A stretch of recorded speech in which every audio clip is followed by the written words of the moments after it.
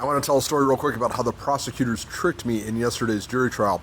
So what happened was there was a body cam. And overall, the prosecutors treated me very fairly. I was pleased with how I was treated, but they fooled me, and it ended up costing him, I believe, the trial. So I'm going to tell the story real quick. There's a body cam that had a lot of evidence for the state, but a lot of irrelevant evidence too.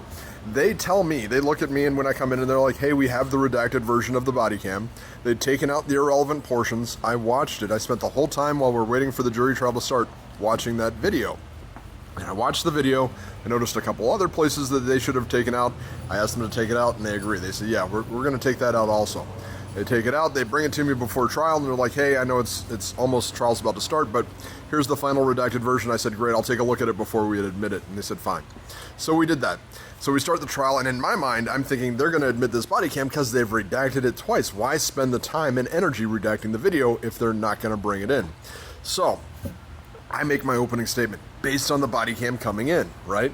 They don't admit the body cam. They never do, right? They don't. But the jury hears that there is a body cam, that the officer's body cam was working, that it was fully functional, that he would have reported it if it hadn't been working. They hear all of that stuff, right? But they don't see a body cam.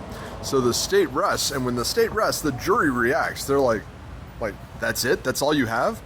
And then we make our arguments, and I asked them, I said, well, where's the body cam? Because the prosecutors made a point of saying that my opening statement just didn't get supported by the evidence. So I'm like, well, where's the body cam? The jury picks up on all of this, and they find the defendant not guilty. They find my client not guilty because there was no body cam. They felt like the state was hiding the ball.